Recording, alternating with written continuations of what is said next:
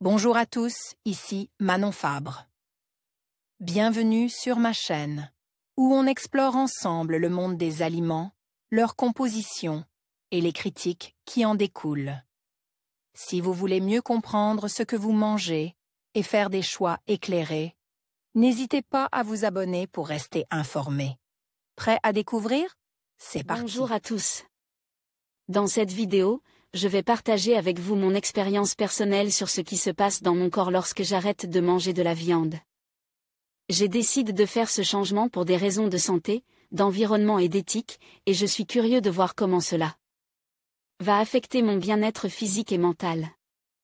Je vais aborder les différents changements que j'ai remarqués, les défis que j'ai rencontrés et les bienfaits que j'ai pu en tirer. Restez avec moi pour découvrir ce voyage fascinant vers une alimentation sans viande. Que se passe-t-il dans mon corps quand j'arrête la viande? Publié le 3 octobre 2019 à 11h41, mis à jour le 3 octobre 2019 à 11h41. Vous avez décidé d'arrêter de manger de la viande? Voici tout ce que vous devez savoir sur les conséquences que cela peut engendrer sur votre organisme. Faire le choix d'arrêter de manger de la viande peut être motivé par le souci du bien-être animal, un désir de perdre du poids ou encore préserver sa santé. Mais qu'en est-il vraiment? Si l'arrêt de la viande apporte de nombreux bénéfices sur la santé, cela peut aussi avoir des conséquences négatives en l'absence de rééquilibrage alimentaire. Je diminue mes apports en fer. La viande rouge est riche en fer, un oligoélément important pour le bon fonctionnement de notre organisme mais qui peut augmenter le risque cardiovasculaire quand il est présent en excès. Il favorise le stress oxydatif qui abîme la paroi des artères. Si vous êtes un gros mangeur de viande rouge, le fait de la supprimer de votre alimentation aura pour conséquence de diminuer vos apports en fer et de préserver vos artères. Attention, le fer ne doit pas pour autant être supprimé de l'alimentation car il est indispensable à l'hémoglobine et à la myoglobine. Pour le transport de l'oxygène dans les cellules, mais aussi au système immunitaire et aux muscles. Si on arrête la viande, l'apport en fer doit impérativement être trouvé ailleurs. Il faut se tourner vers les légumes secs. La qualité du fer des légumes secs n'étant pas la même que dans la viande rouge, ces derniers doivent être consommés de préférence avec des aliments riches en vitamine C pour que le fer soit bien assimilé par l'organisme. Tous les légumes frais contiennent de la vitamine C, avertit Maxime Messeg, diététicien nutritionniste. Mon corps produit moins d'acide biliaire.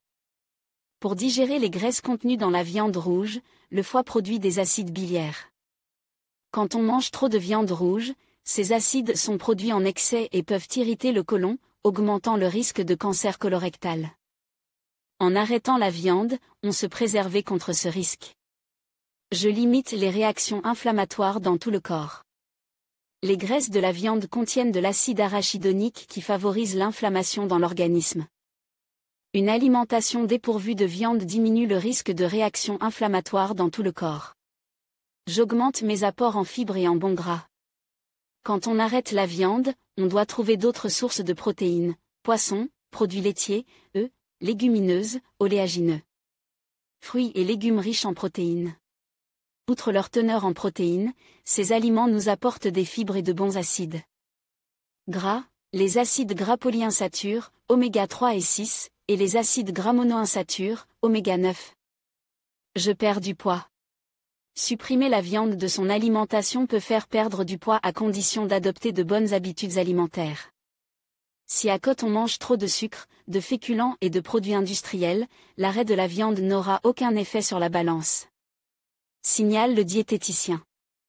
En revanche, remplacer la viande par des protéines végétales et du poisson favorise la perte de poids. Je fais baisser le mauvais cholestérol. Le mauvais cholestérol, LDL, est favorisé par une consommation excessive de viande riche en graisse et de charcuterie. Les supprimer de son alimentation permet de le faire baisser. Encore une fois, à condition de bien manger à côte en favorisant les fruits et légumes, les légumineuses, les oméga 3, et de ne pas se ruer sur d'autres aliments gras, insiste Maxime Messeg. Gare aux carences. Comme nous l'avons vu, la suppression de la viande dans notre alimentation nécessitait quelques ajustements pour parvenir à un équilibre. Compenser la perte de protéines issues de la viande avec des protéines végétales, du poisson, des œufs, des produits laitiers. Si cet équilibre n'est pas atteint, l'absence de viande peut provoquer des carences dangereuses pour la santé, la carence en fer. Elle se traduit par une anémie entraînant fatigue et affaiblissement des défenses naturelles. Outre la viande rouge, on en trouve dans le soja, les lentilles, les haricots blancs, les huîtres, le poisson gras, les amandes. Voir notre sélection d'aliments les plus riches en fer, la carence en vitamine B12. Cette vitamine est essentielle au bon fonctionnement du système nerveux, au transport de l'oxygène vers les cellules et à la bonne expression des gènes. On la trouve uniquement dans les produits animaux. D'où la nécessité de maintenir le poisson, les produits laitiers et les œufs dans son alimentation pour en bénéficier, la carence en protéines. Elles sont nécessaires au bon fonctionnement des muscles et à l'équilibre du taux de sucre dans le sang, glycémie. Une alimentation sans viande ne pose pas de problème dans la mesure où les protéines carnées sont remplacées par d'autres aliments riches en protéines. En conclusion, arrêter la viande peut entraîner de nombreux changements positifs dans votre corps. Vous pourriez constater une amélioration de votre digestion, une réduction des risques de maladies chroniques et une augmentation de votre niveau d'énergie. Cependant, il est essentiel de veiller à équilibrer votre alimentation en intégrant suffisamment de protéines, de vitamines et de minéraux provenant d'autres sources. Chaque corps réagit différemment, alors écoutez-le et adaptez-vous à ses besoins. En fin de compte, faire ce choix peut être une étape vers un mode de vie plus sain et plus respectueux de l'environnement.